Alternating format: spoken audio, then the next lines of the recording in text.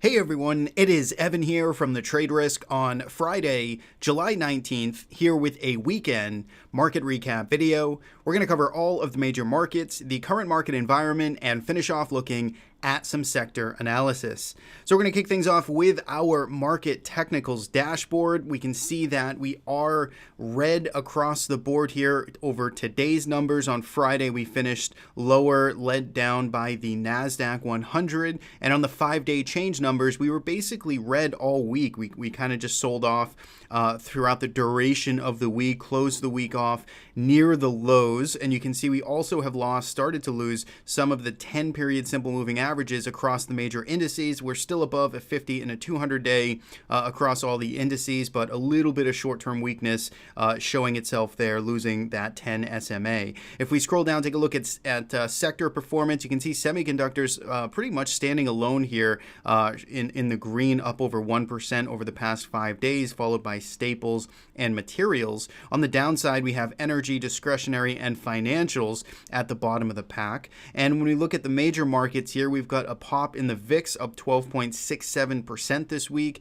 followed by silver up an impressive 6.38%, and then TLT. On the downside, it was natural gas, it was oil, and it was the S&P 500. So let's jump into the charts here. Starting with the S&P 500, this is the cash market, and this is a weekly time frame chart. This is where we like to always start our analysis. Each bar represents 1 week worth of trading, and you can see this week we just got a nice red candle here. We basically opened just above. We had a slight gap open higher on Monday of this week above last week's highs at new all-time highs, and that was it. That was the high of the weekly candle. You can see we basically sold off throughout the duration of the week, and we closed in the middle of last week's range. So when we kind of look here at just the overall picture, you can see that there's really no technical damage whatsoever at this time. On the weekly time frame, we are still holding above 29.55 over the past couple of videos. This is the relevant support area that we've been looking at and discussing and really keying off of. And the thought process remains, as long as we are above 29.55, we are still, in my humble opinion, still acting well, still in a strong state with a bullish trend for this market.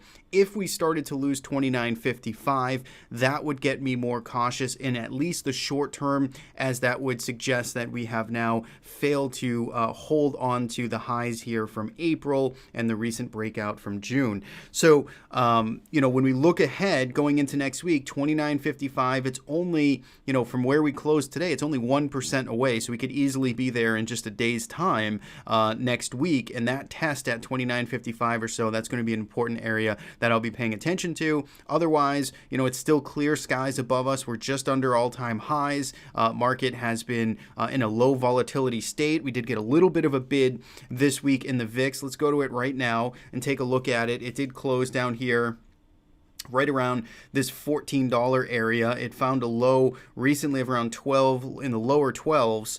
It got a pop here this week, and you can see, this you can sort of disregarded, but essentially we've had this nice trend to the downside ever since spiking in May. Volatility has been just compressing over the past couple of months as the market has climbed to all-time highs.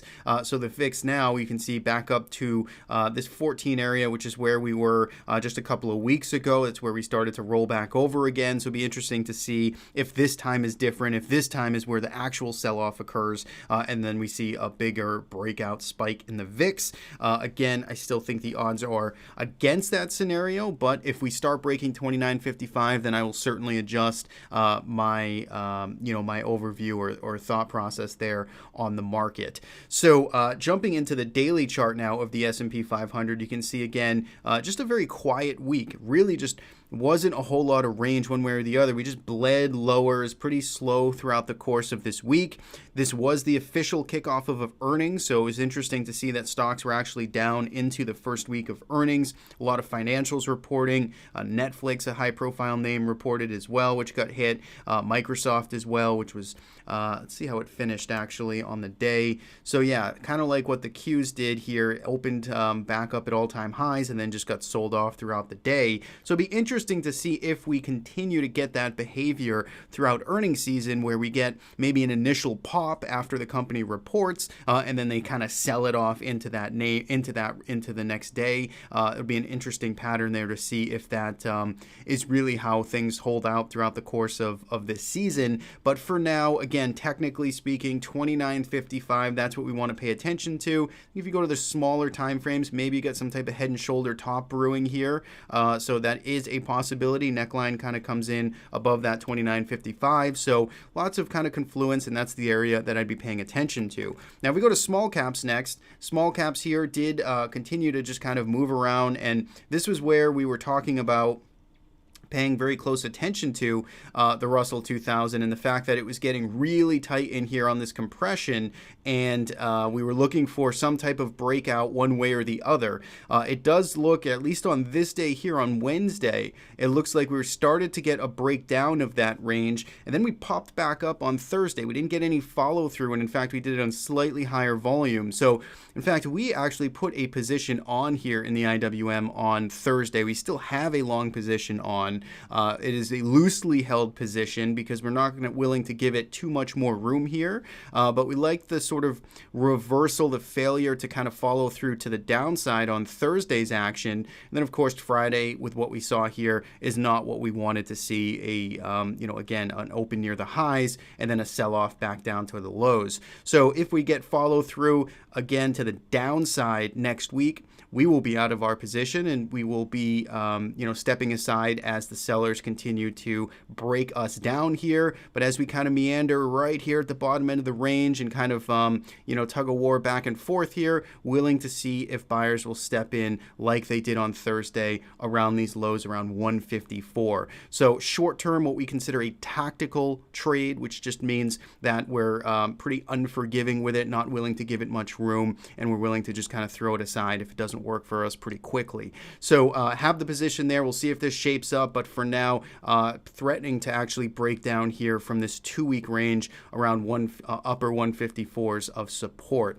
NASDAQ 100, though, I think this was the interesting one, especially with the Microsoft report on Friday. It did open up higher. It looked like, especially with Thursday, we saw this little turnaround here on Thursday, thinking, all right, buyers are stepping back in at this 191 area that we talked about in last video, and then we had this nice kind of gap higher to start off the session, but that didn't hold. That was the high of the day on Friday, and they basically just sold us off throughout the trading session. So not the ideal candle here. We're going to need to see if they get follow through, if the sellers get follow through below this area. Remember, 191, this was approximately what we talked about in the midweek video. If we start to lose these May highs, that's going to be a short-term point of concern for this market. There is an open gap down here, which it did fill on Thursday. There's another open gap back here from the end of June around 187. So a couple of things to think about there. 191, we're currently closing right on it. Volume picked up over the past couple of days, so we're going to need to see if we get follow through here.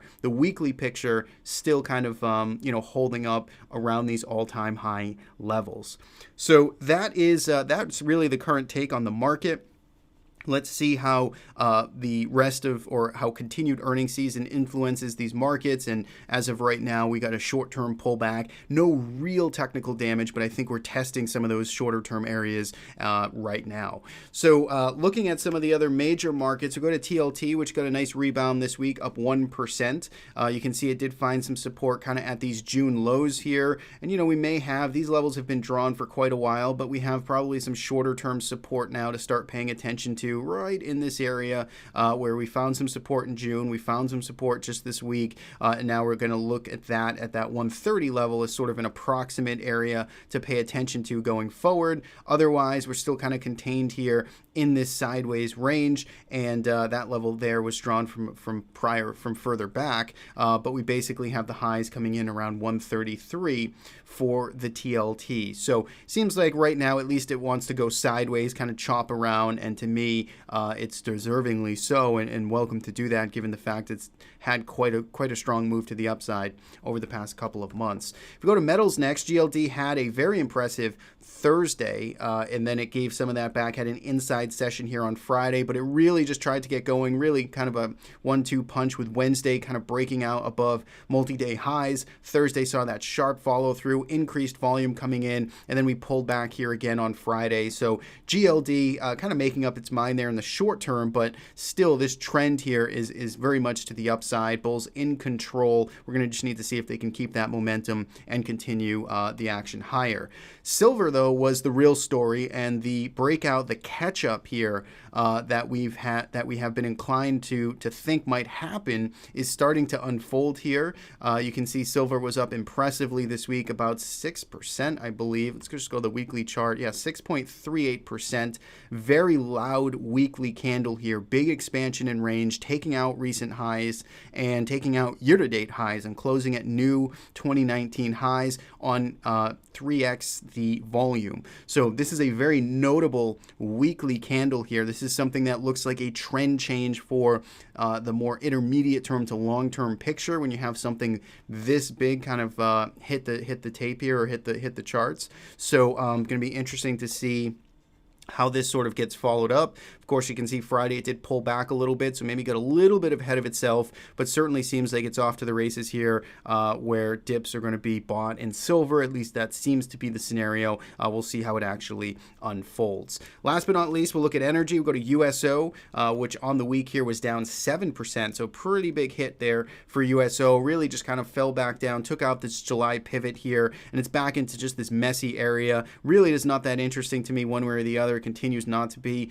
There's some, 1150, 1160 areas where we gapped up back here on the 20th. It's where we sold off to back on the 2nd of July, and then it's kind of where we're starting to find buyers step in again over the past 2 days. So might be something here if we can hold this 1170, kind of pop back up into this range. Otherwise, pretty dicey there. Really just be looking for the shorter term opportunities for USO. Otherwise, not that interesting. Natural gas also hit this week. You can see it finished lower 8% and breaking down here. I started to get encouraged on the upside here for natural gas last week as we saw the increase in volume. We saw the momentum divergence. We saw this nice push off of the highs. And I still believe that buyers will want to kind of step back in here towards the bottom end of this range. You can see a little bit of life here on Friday here. So I'm watching this. Again, would be a very tactical, short-term, active trader mentality for some mean reversion or for some type of bounce back up. But it's still a damaged chart, all things considered, especially when you look at the longer term picture of natural gas. It's pretty much pointing down on all time frames. So you have to be nimble and careful here if you're going to play in this space. But it does look like we could catch a bid down here in the lower 19s. So with that, let's jump now into some of the sector analysis. We'll take a look at the best performing, worst performing sectors.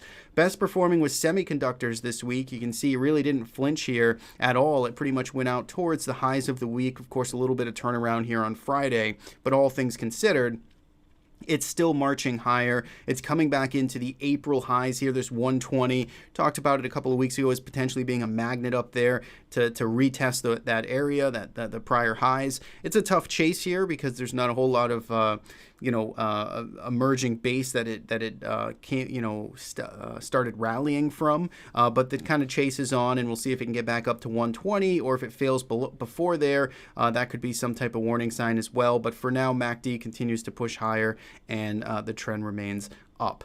XLP, which is Staples' defensive area of the market, really just pushed to new all-time highs this week as well. It's pulled off a little bit here on Friday, but you can see just the orderly uptrend that's been in place for the couple of weeks. Volumes slowing down just a little bit, but all in all, bulls remain very much in control there. And materials also performed pretty well this week, third best, slightly higher on the week, and you can see just still moving sideways here. Still optimistic and encouraged with the material space base here, mostly because of the big volume and breakout that came in early June. We're still working those gains off, mostly sideways through time, and it looks like we could be getting ready for a leg higher here in the coming weeks. On the downside, it was energy. Energy was hit the lowest, minus 2.58% on the week. You can see kind of very similar to USO, kind of coming back down to the last couple of weeks support down here around 2260 or so. It does have this potential kind of inverted bottoming pattern here that it's carving out and forming, but it needs to get over that $65 area to start to trigger.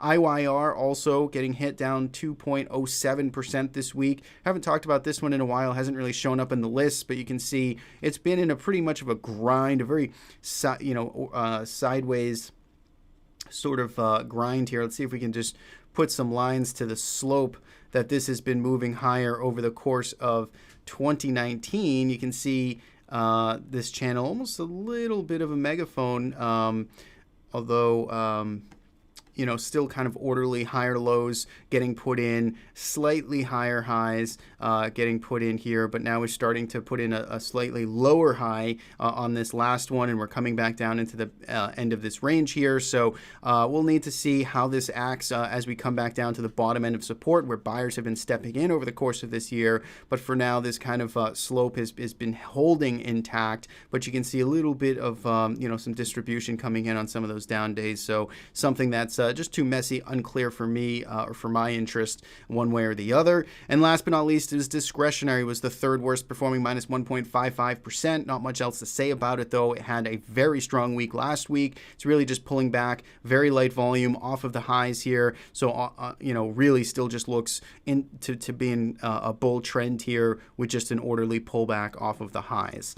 So that's what I got. That's the weekly recap for the week of the 19th. As always, thanks so much for tuning in and watching. You can subscribe on our YouTube channel, follow us on the Trade Risk. Have a great weekend, and we'll talk to you next week.